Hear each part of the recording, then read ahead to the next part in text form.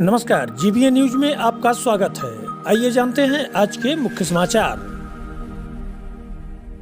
नमस्कार, आप देख रहे हैं जीबीए न्यूज और मैं हूं राम त्रिपाठी।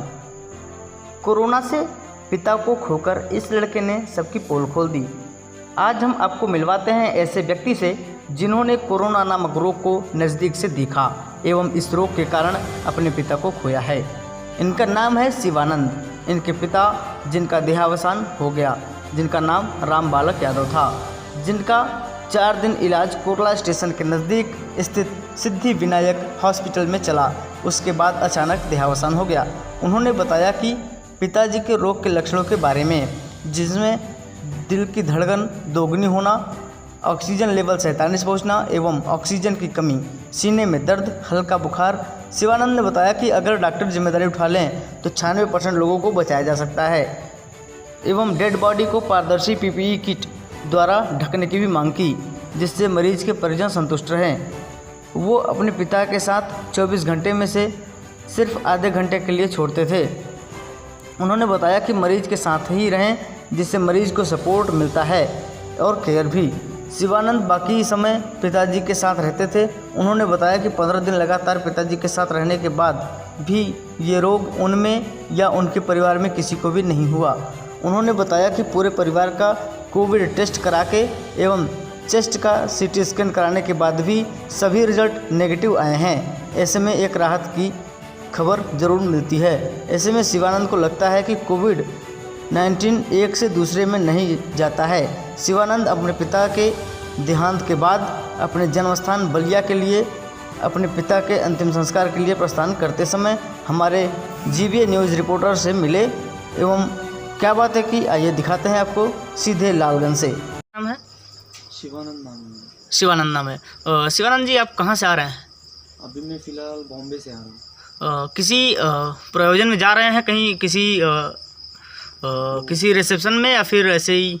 नहीं, वो मेरे पापा का देहांत हो गया ना बॉम्बे में, तो उनका ही जो 10 दिन बाद जो कार्यक्रम होता है उसी को करने जा रहे हैं। और 13वीं के लिए जा रहे हैं आप? हाँ, 13वीं। तो कहाँ पर हुआ ये देहावसान आपके पिताजी का? ये बॉम्बे में हुआ, वहाँ के गवर्नमेंट हॉस्पिटल में। किसी रोग से ग्रसित थे या फिर कोई और कारण था? वही अपना कोविड का। कोविड था? 1 साल से चल रहा है। बट देखा जाए तो ये साल कुछ ज़्यादा ही आ गया। बट कोविड देखा जाए तो उनमें उसका कुछ प्रभाव तो ज़्यादा नहीं था, बट तो भी उनकी डेथ हो गई। प्रभाव ज़्यादा नहीं था, इसके बाद भी डेथ हो गई। आपको क्या लगता है, आप कहाँ उनको कहीं भर्ती कराए थे आप? क्या?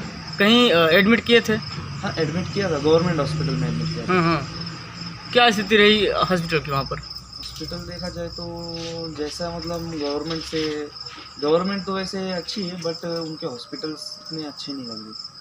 और देखा जाए तो हॉस्पिटल्स को उनको जैसा होना चाहिए वैसा नहीं था, साफ़ सुथरा नहीं। जो केयर उनकी तरफ से होना चाहिए था, डॉक्टर को हर 1 घंटे में या 2 घंटे में आके चेक करना चाहिए था, वो तो बिल्कुल नहीं। हमको खींच के लाना पड़ता था, उसमें भी वो लोग हमको ही बोलते थे, उनके अलग अलग ऑब्जेक्शंस रहते थे।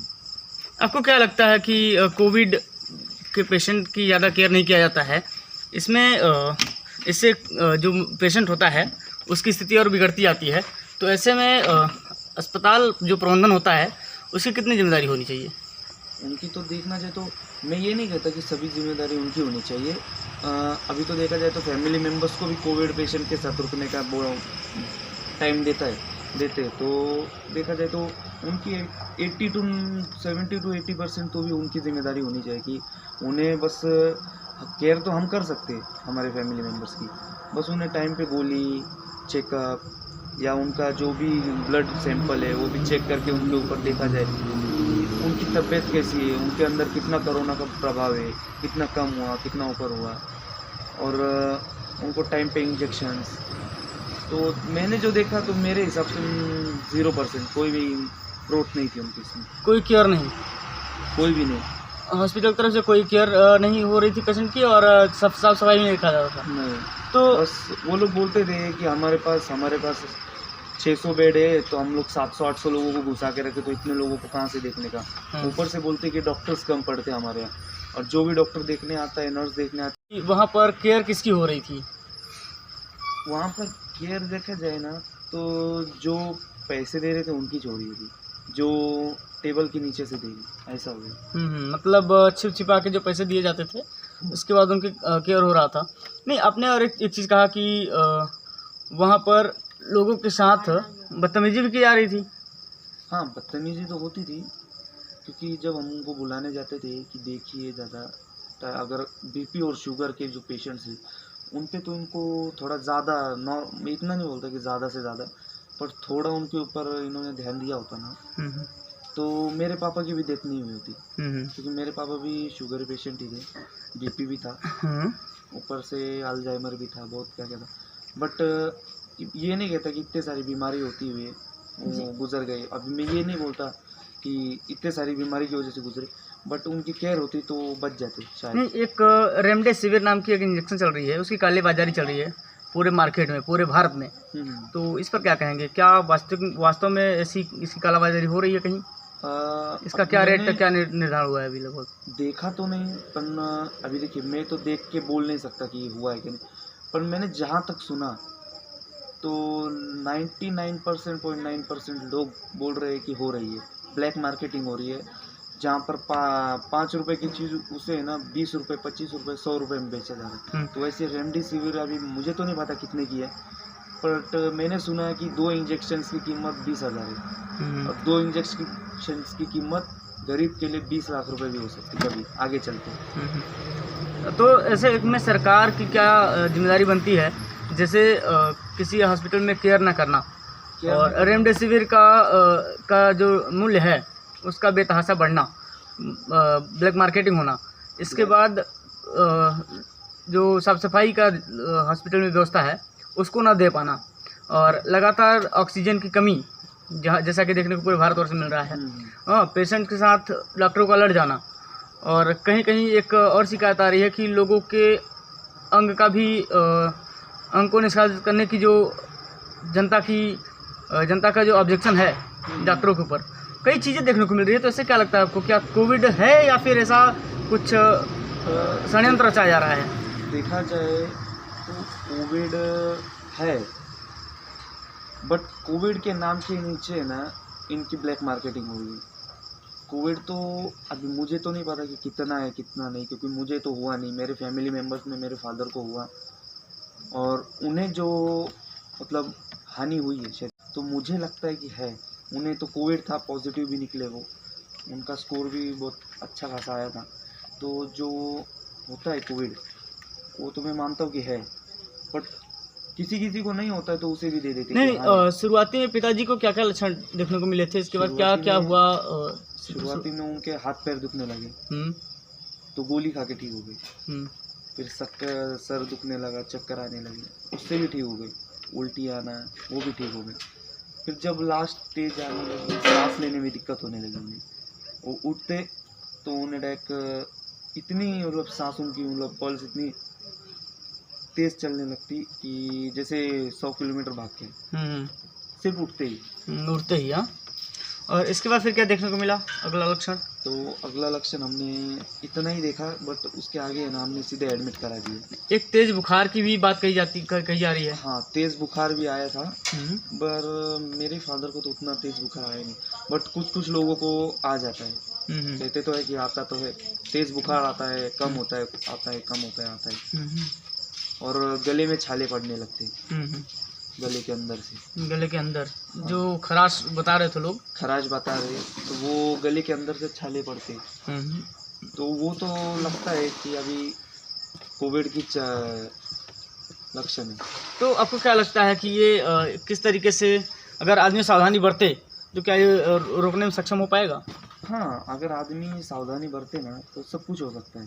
हाँ, गवर्नमेंट भी हमारा साथ दे रही है, मैं गवर्नमेंट को बुरा नहीं बोलता, गवर्नमेंट बहुत अच्छी है, बट जो हॉस्पिटल्स है सिर्फ उनमें थोड़ा सा चेंज है, थोड़ा सा ज़्यादा नहीं, थोड़ा सा चेंज हो गया ना, तो जो पब्लिक उनके बारे में सोचती है, गवर्नमेंट के बारे में, तो वो सोचना बंद कर देगी। वैसा नहीं, आप पेशेंट ठीक होके आने लगे तो पब्लिक अलग सोचेगी ना। अगर पेशेंट मर के आ रहे तो फिर पब्लिक अलग सोचेगी कि हाँ भाई तुम लोग हमारे फैमिली मेम्बर्स को मार रहे हो। नहीं, आपने एक चीज़ कहा कि वहाँ पर देखने को मिला कि लगभग जितने पेशेंट आए थे, हाँ, सभी की डेथ हो गई। हाँ, मैंने 90% लोगों को देखा कि डेथ हो रही थी, सांस ना ले पाना। 90% लोगों की डेथ हुई। हाँ, और जब वो लोग मर रहे थे उसके 5 मिनट पहले डॉक्टर्स लोगों के चेहरे पे कोई ऐसा ये नहीं दिखा, उन्हें पछतावा नहीं हो रहा कि ये मर रहा है तो इसे बचाया जाए या ये, बस वो लोग देखते गए, इंजेक्शन पे इंजेक्शन देते गए। वो हमें भी नहीं बताते कौन सा इंजेक्शन दे रहे, मारने का या बचाने का। तो ऐसे में कहाँ तक आदमी विश्वास करे? जैसे कहते हैं कि धरती का डेड बॉडी जो है लपेट के दे दिया जाता है, जो ब्लू कलर का होता है। इसमें कुछ बदलाव चाहेंगे आप? देखने नहीं दिया जाता शरीर को देखने का, सिर्फ चेहरा देखने का परमिशन होता है, वो भी पॉलिथीन के ऊपर से, ट्रांसपेरेंट पॉलिथीन के ऊपर से। तो जो पीपी किट ब्लू कलर का होता है उसको ट्रांसपेरेंट करने में क्या दिक्कत है, क्या कठिनाई आ रही है अभी? या ऐसा होना चाहिए या नहीं होना चाहिए? देखा जाए तो अगर पेशेंट को सच में कोविड है तो ये ऐसा होना चाहिए, पर अगर उससे कोविड नहीं है और उसमें आप उसको पीपी किट करके दे रहे हो तो ये गलत बात है। देखा जाए मेरे हिसाब से या गवर्नमेंट के हिसाब से नहीं, पीपी किट का प्रयोग करें लेकिन पारदर्शी अगर रहे तो दिक्कत होगी। ट्रांसपेरेंट अंदर दिखता रहे, हाँ वो भी ठीक है, बट ट्रांसपेरेंट को उनको स्ट्रॉन्ग करना चाहिए थी। उसके लिए उन्हें स्ट्रॉन्ग करना पड़ेगा पीपीटी का वर्क। जी जी, आप हमारे दर्शकों को क्या सलाह देना चाहेंगे कोविड-19 को लेकर? क्या सलाह देना चाहेंगे आप? मैं इतना सलाह देना चाहूँगा कि कभी भी किसी भी हॉस्पिटल में आप किसी को एडमिट कराए अपने फैमिली मेम्बर्स को, तो सबसे पहले उनके साथ ही रुकिए, जाइए मत उन्हें छोड़ के। भरोसा नहीं, कुछ भी हो सकता है, या कोई भी अभी डॉक्टर्स लोगों का भी मुझे इतना भरोसा नहीं लग रहा, बट डॉक्टर पे हमको सबसे ज़्यादा भरोसा होता है एडमिट करने के बाद। तो देखा जाए तो डॉक्टर्स लोगों पे हमें ज़्यादा भरोसा होता है, तो वो भरोसा टूट जाता है उनके स्वभाव की वजह से। उनको बुला के लाना पड़ता है, तो हम उनको बुला के लाते हैं तो वो हमको ही बोलते हैं कि हमारे पास टाइम नहीं है, हमारे पास इतने पेशेंट्स आते हैं, हमारे पास डॉक्टर्स कम पड़ते हैं वगैरह वगैरह। एक तो उनके पास मतलब जैसे हमारे पास लाखों बीमारियां होती ना, वैसे उनके पास लाखों रीजंस होते बोलने के, वैसा हो गया। तो दर्शकों के कहना चाहेंगे कि पेशेंट के साथ ही रुकें और उनकी केयर करें। हाँ, पेशेंट के साथ रुकें, उनकी 101% केयर करें, और घर में है ना आप भाप लेते जाइए, जो गर्म पानी का स्टीम है ना वो लेते जाइए, उससे जो कफ है, जो कोरोना से कफ तैयार होता है ना वो घटता है। तो मैं इतना ही बोलूँगा कि जितना हो सके उतना केयर कीजिए, ठंडी चीज़ें खाना मत बिल्कुल बंद कर दीजिए, गर्म चीज़ें खाइए, जिससे बॉडी इतना भी नहीं कि बॉडी ओवर हीट हो जाए। और अगर शुगर है, बीपी है, तो हर 2-3 घंटे में या आधे दिन में भी चेक किया तो चलेगा, हर 2-3 घंटे में चेक करके। इतनी बहुमूल्य जानकारी देने के लिए बहुत धन्यवाद। आपके पास एक अनुभव था जिसको हमने लेने का प्रयास किया और अपने दर्शकों को मैं इसको पहुंचाऊंगा। आपका बहुत बहुत धन्यवाद। Thank you. जीबीए न्यूज़ से जुड़े रहने के लिए चैनल को सब्सक्राइब करें और बेल आइकन को दबाना न भूलें, जिससे हर न्यूज़ आप तक आसानी से पहुंच सके। जीबीए न्यूज़, सच के साथ। धन्यवाद।